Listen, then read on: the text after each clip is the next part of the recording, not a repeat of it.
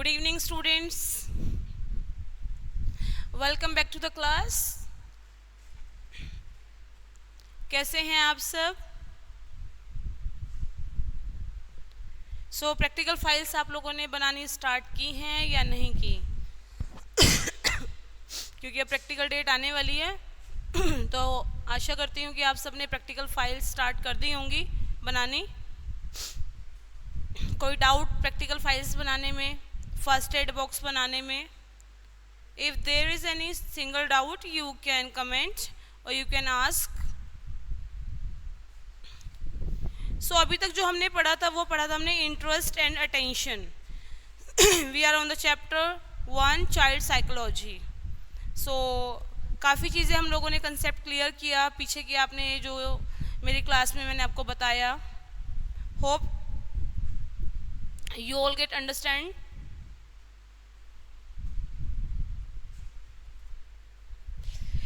आज जो मैं स्टार्ट करने जा रही हूँ that is causes of in attention. Attention and in attention. What is attention? Attention मैं आपको बता चुकी हूँ कि अटेंशन बच्चा प्रॉपर सुन रहा है उसको ध्यान से. एक इन attention, he or she is not giving the proper attention in the class. When teacher is in the class, he or she is taking the class, then some of the students are not taking interest while taking the class. Their mind is somewhere else.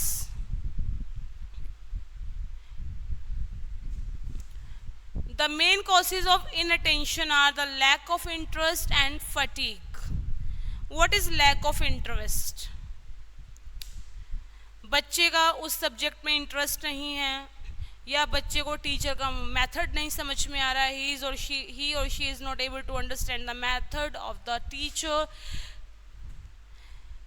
So what we have to do, अगर हमें लग रहा है कि बच्चे का interest create नहीं हो रहा है सो हमें क्या करना है? We have to find out the reason. हमें उस रीज़न को फाइंड करना है कि एक्चुअल में बच्चे को क्या प्रॉब्लम हो रही है, बच्चे को इंटरेस्ट क्यों नहीं आ रहा क्लास के अंदर. Why he or she is getting bored? What is the reason behind this? Next one is fatigue. And the third one is the presence of distraction. Fatigue means थकावट. कोई mentally tired होता है, कोई physically tired होता है. Sometimes it happens mental and physically both. बच्चा कई बार घर से आ रहा है, कई बार घर में सर्कमस्टेंसेस ऐसे होते हैं बच्चा थोड़ा अपसेट होता है घर से, कुछ भी XYZ प्रॉब्लम है. If he or she is in the school, they are sitting in the class, they are just watching the books, they are not concentrating on their books. जब कॉन्सेंट्रेशन ही नहीं होगा देन व्हाट विल हैपन? उनको पता ही नहीं है class में क्या हो रहा है. That is mental fatigue. बच्चा मेंटली परेशान है या थका हुआ है. कई बार उसके ऊपर बर्डन होता है होमवर्क का, काफ़ी प्रेशर होता है उसके ऊपर कि हाँ मुझे ये काम मेरा फिनिश नहीं हुआ, मेरा क्लास में टेस्ट होगा या मुझे मैम डांटेंगे. वो पनिशमेंट के डर भी रहता है बच्चे को. तो काफ़ी सारी चीज़ें होती हैं जो बच्चे के अंदर होती हैं जो उसको मेंटल फटीगनेस होती है. फिजिकली कई बार बच्चे की तबीयत ठीक नहीं होती है, बीमार होता है या टायर्डनेस होती है. वो इसलिए कई बार उसका इंटरेस्ट नहीं बन पाता है, वो अपना इंटरेस्ट नहीं बना पा रहा है पढ़ाई के अंदर. तो कई बार ऐसी हमारी सिचुएशंस बच्चे के साथ आ जाती हैं.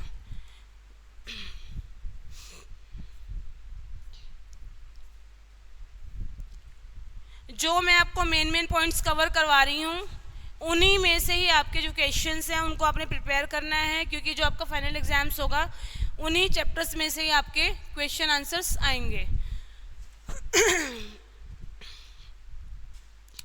फटीग से आप क्या समझते हैं? As usual it is already mention. Let's see kind of fatigue and their symptoms physically and mentally. I already told you about this. Mentally और फिजिकली बच्चा थका हुआ होता है. अब फिजिकली जो फटीगनेस होती है, फिजिकली में क्या होता है? फिजिकली में क्या होता है, जो बच्चा होता है उसको हमें उसकी प्रेजेंस पता चलती है। क्या पता चलती है? जब वो आता है तो हम उसके फेस से समझ जाते हैं, उसके एक्सप्रेशन से हम समझ जाते हैं। क्या? उसके एक्सप्रेशन से हम ये समझ जाते हैं कि बच्चा आज कुछ बुझा हुआ है, कुछ परेशान लग रहा है। तो हमें क्या है, being a teacher we have to discuss that with the child. You can call his or her name, what happen बेटा, what happen, is everything fine. You can ask the question.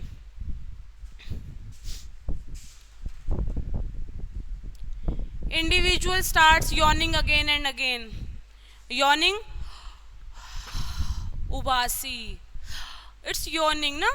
तो बच्चे अगर yawning कर रहे हैं, बार बार जम्हाई ले रहे हैं, हिंदी में बोलते हैं हम जम्हाई, उबासी बोलते हैं ना। अगर बच्चे को बार बार हो रहा है क्योंकि उसको सुस्ती महसूस हो रही है, that's why he is not paying attention to the class. There is a lack of balance in the body. उसके बॉडी में बैलेंस नहीं, कभी वो ऐसे बैठ रहा है, कभी वो ऐसे कर रहा है, कभी वो सो रहा है, कभी वो बुक्स को पढ़ते पढ़ते ऐसे कर रहा है, झपकियां मार रहा है। What is that? कि वो फिजिकली टायर्ड है, he is not interested. Man starts having weakness और लैक ऑफ स्ट्रेंथ। कुछ वीकनेस है, उसको कुछ कमजोरी महसूस हो रही है, कुछ अच्छा फील नहीं हो रहा है, मे बी किसी फ्रेंड की वजह से या फैमिली की वजह से या कोई ऐसी बात स्कूल में हुई है। तो कई बार बच्चा उस चीज़ को फील आउट करता है, तो वो मेंटली स्टेबल नहीं रहता। I grow sleep, eyes open है बट वो सो रहा है, मतलब आंखें खुली हुई, टीचर को दिख रहा है, he is in the class but he is somewhere else. Mental fatigue, there is a lack of interest in learning lessons. उसको बोर हो रहा है, भाई नहीं मुझे अभी नहीं पढ़ना, I do not want to study right now, मेरा इंटरेस्ट ही नहीं बन रहा है, मैं अभी नहीं पढ़ना चाह रहा हूँ, मैं अभी नहीं पढ़ना चाह रहा हूँ, मेरा मन नहीं कर रहा पढ़ने का। देयर इज अ कीन डिजायर फॉर चेंज, वो कुछ चेंजेस चाह रहा है। मैंने आपको पीछे बताया था ना, बच्चे का अगर इंटरेस्ट कम हो रहा है, it means you have to change your techniques और methods to create the interest in the students. अगर आपको लग रहा है कि आपकी एक टेक्निक से यू आर ऑब्जर्विंग, आपको खुद को पता चलता है वाइल यू आर टीचिंग कि बच्चे को वो चीज़ समझ में आ रही है या नहीं आ रही है। Are you all getting my point? अगर आपको लग रहा है कि हाँ मेरी इस टेक्निक से बच्चे सभी बोर हो रहे हैं, बच्चों को समझ में नहीं आ रहा है, then what you have to do, you have to change your techniques, you have to change your methods of study. आपको उस मेथड को चेंज करना है। It is not possible to focus attention or concentrate attention on a particular thing. It is not possible to understand a thing properly. तो जब बच्चा mentally stable नहीं होता, मतलब वो परेशान होता है या उसका माइंड डाइवर्ट होता है, मतलब उसको अच्छा नहीं लग रहा, कुछ भी XYZ कुछ भी प्रॉब्लम है, तो क्या होता है वो बस ठीक है, उसको सुन रहा है वो, लेकिन उसको समझ कुछ नहीं आ रहा। क्लास में आ रहा है बट उसको समझ कुछ नहीं आ रहा है। सिर पर उसके दिमाग में उसके बहुत बोझ है, बर्डन है, he is having burden on his mind. It is possible for a person to commit many mistakes. तो क्या होता है जब बच्चे का ऐसा माइंड होता है, then what happen, बच्चा क्या करता है, गलतियां करता है, क्योंकि वो सुन तो रहा ही नहीं रहा, सुन तो वो रहा ही नहीं है, he is not listening properly towards a teacher। तो क्या होगा जब टीचर उससे क्वेश्चन पूछेगी, excuse me, जब टीचर उससे क्वेश्चन पूछेगी देन वो गलतियां करेगा, तो क्योंकि उसने वो चीज़ें ध्यान से सुनी ही नहीं।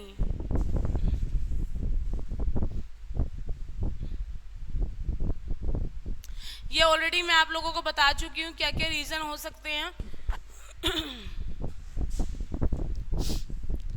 अब हमें ये जो हमें थकावट है, फटीगनेस है, हम उसको कैसे रिमूव कर सकते हैं? How can we remove that fatigueness? Number 1, fresh air. Physical and mental fatigue, physical and mental fatigue is generated when fresh air is allowed to enter into the body. Oxygen enters into the lungs and carbonic acid goes out. Due to this reason fatigue is removed. तो क्या होता है, हमें कई बार fresh air की requirement होती है, fresh air की रिक्वायरमेंट होती है। हम होता है ना, कभी जैसे कभी हम रूम में बैठे हैं क्लासरूम में, तो हमें कई बार काफ़ी सफोकेशन महसूस होती है, दम घुट रहा होता है, हमें अच्छा नहीं लग रहा होता है, तो हम कई बार बाहर जाते हैं हवा में, we feel relax, we take a deep breath. जब भी कभी आपके साथ होता है ना, आप कभी परेशान हो, कुछ भी ऐसी चीज़ है, do one thing, just sit down, calm, आराम से बैठो and take a deep breath and slowly उसको करिए। सो इससे क्या होगा, आप इसको 3-4 बार करेंगे, आपको बहुत अच्छा महसूस होगा। स्लीप एंड रेस्ट, नींद बहुत ज़रूरी है, बट आजकल क्या हो चुका है, हैबिचुअल ऑफ मोबाइल फोन्स। रात को 12-12 बजे तक बच्चे नहीं सोते, दे आर लाइक गेम खेलना है, व्हाट्सएप यूज़ करना है, फेसबुक यूज़ करना है, इंस्टा यूज़ करना है, they are regularly using the phone. तो क्या हो गया, उससे बच्चों का जो माइंड है वो पढ़ाई से हटते हटते उनका फ़ोन में ज़्यादा जाता जा रहा है, सो नहीं पा रहे हैं। जब माइंड को हमें रेस्ट ही नहीं मिलेगा, माइंड को हम रेस्ट ही नहीं देंगे, तो अगले दिन तो हमें ऑटोमेटिकली थकावट होगी ही होगी, टायर्ड फील करेंगे ना। अगर हम टीवी भी देख रहे हैं, मोबाइल छोड़िए, अगर हम टीवी भी लेट नाइट तक देख रहे हैं, तो देन व्हाट विल हैपन, हमें टायर्डनेस होगी ही होगी। तो what we have to do, आप स्कूल से बच्चे को भेज रहे हैं, आपको क्लास में बच्चे को ये चीज़ें समझानी है, बेटा you have to take the rest at your home. आपको जाके होमवर्क भी करना है, लेकिन आपको रेस्ट भी करना है। और शाम को बच्चे का रूटीन ऐसा बनना चाहिए कि बच्चा शाम को रात को आराम से सो जाए, और ताकि उसकी जो थकान है पूरे दिन की वो उसकी रिमूव हो सके। न्यूट्रिटिव डाइट प्रॉपर होनी चाहिए।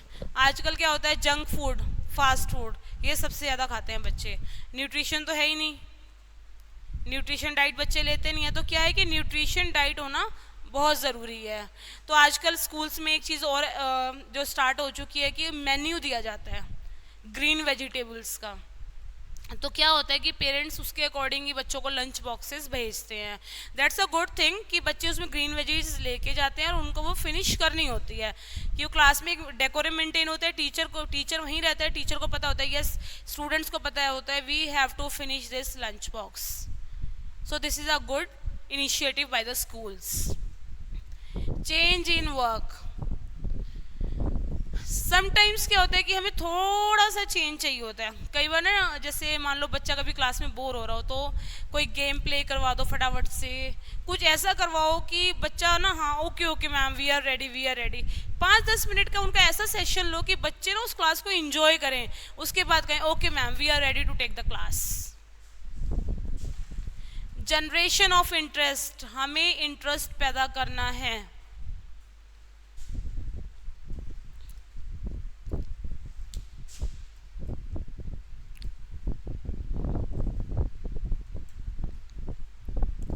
ways and means for saving the students from the fatigue in the classroom।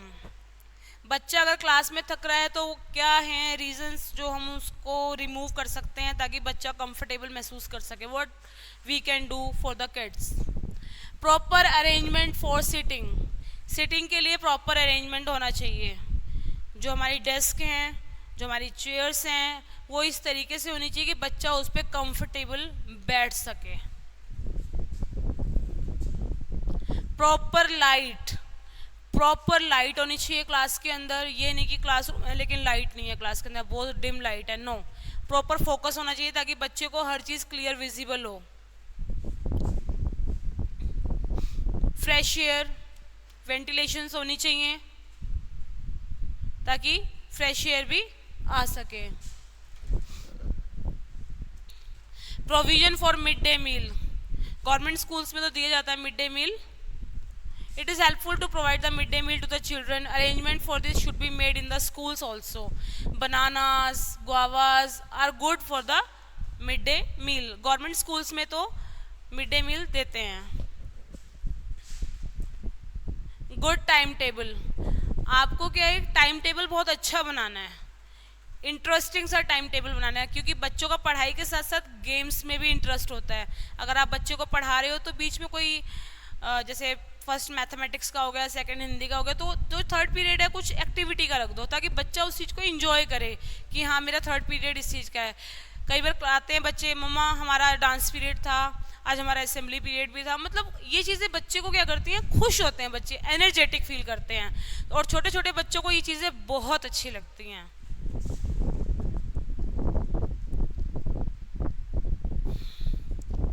You can take their class like music की ले सकते हैं आप उनकी। आर्ट्स क्लास में बच्चे इंटरेस्ट शो करते हैं, तो हम उस चीज़ों से भी बच्चों का इंटरेस्ट क्रिएट कर सकते हैं।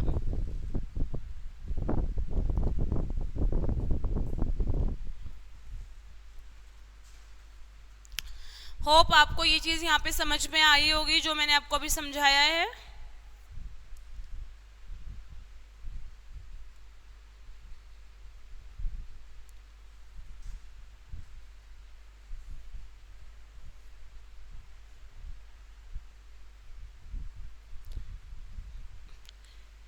So the next topic is our school and child development. पहले हम इसको ऐसे डेवलपमेंट भी बोलते हैं, बट जो प्रोनाउंसिएशन है इसका करेक्ट है development. School, a child personality is influenced by his school, where he comes into contact with his teachers and his colleagues. जो बच्चा होता है उसकी जो पर्सनैलिटी होती है वो स्कूल से इन्फ्लुएंस होती है। Where he comes in to the contact with the teachers, वो जहाँ टीचर्स से कनेक्ट करता है उसको नए नए कलीग्स मिलते हैं। जब बच्चा घर पे आता है, बच्चा आपको आके घर पे विश कर रहा है प्रॉपर एटिकेट्स में, he know how to behave, he know how to wish to their parents, to grand parents और विद द नेबर्स और विद द फ्रेंड्स। क्या रिफ्लेक्ट होता है कि स्कूल में बच्चे को बहुत अच्छी चीज़ें सिखाई जा रही हैं। तो चाइल्ड का पूरा कनेक्शन ही स्कूल के साथ रहता है डेवलपमेंट में, क्योंकि from the pre nursery to 12th standard बच्चा वहीं से ही ज़्यादा चीज़ें सीखता है। घर तो है ही, घर से तो स्टार्टअप है ही बेस का, बट क्या होता है आगे स्कूल के अंदर भी बच्चा मैनर्स, स्टडीज़, कैसे किसके साथ कैसे बात करनी है, हर चीज़ बच्चे को सिखाई जाती है। तो स्कूल का एक बहुत बड़ा रोल होता है बच्चे की लाइफ में। Influence of playmates and class fellows, जो बच्चे खेलते हैं, जो मतलब बच्चों के जैसे जो खेलने वाले साथ में हैं, 5-6 फ्रेंड्स हैं, 7-8 फ्रेंड्स हैं, 8-10 फ्रेंड्स हैं, वो फेलोज और class fellows. Normally the child's class fellow in school are his playmates. Normally क्या होता है, जो क्लास में उनके क्लासमेट्स होते हैं बच्चों के, वही उनके प्ले फेलोज भी होते हैं, क्योंकि वो क्लास में है तो वो उनके फ्रेंड्स भी हैं, तो वो क्या करेंगे, वो उन्हीं के साथ ही खेलेंगे। The child makes friends with children belonging to other class. कई बार बच्चे क्या करते हैं कि जो दूसरी क्लास के भी होते हैं वो उनके साथ भी फ्रेंड्स बन जाते हैं। Like for example there is class 7th, there will be section of 1 A B C D। जब रिसेस पीरियड कुछ भी होता है तो वो एक साथ मिलते हैं, एक दूसरे के साथ कोऑर्डिनेट करते हैं, तो they become friends with each other. An older child's behavior toward his juniors may be either loving or cruel। कई बार क्या होता है, जो बड़ा बच्चा होता है उसका छोटे बच्चे के प्रति कई बार लविंग बिहेवियर भी रहता है और कभी क्रूअल भी रहता है। और इस केस में क्या होता है, younger child treats the older with fear and respect. अगर वो क्रूअल है तो छोटा बच्चा क्या करेगा, उससे थोड़ा सा डर जाता है और वो उसको रिस्पेक्ट देता है डर के मारे। Another factor is the competition in matters of study and occurs between the children.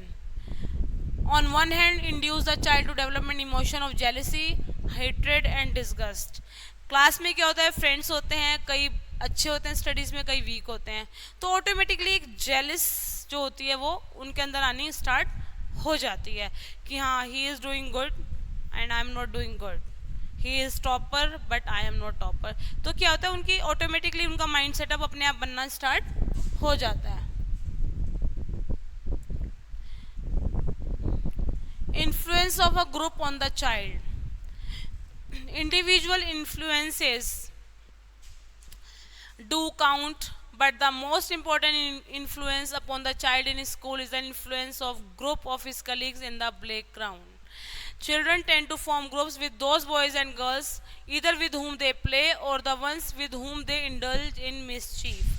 क्या होता है कई बार प्लेग्राउंड में बच्चे उसी के साथ खेलना पसंद करते हैं, या तो वो उनके फेवरेट हैं या फिर वो उनकी चीटिंग में हेल्प करते हैं. मानते हो इस चीज को?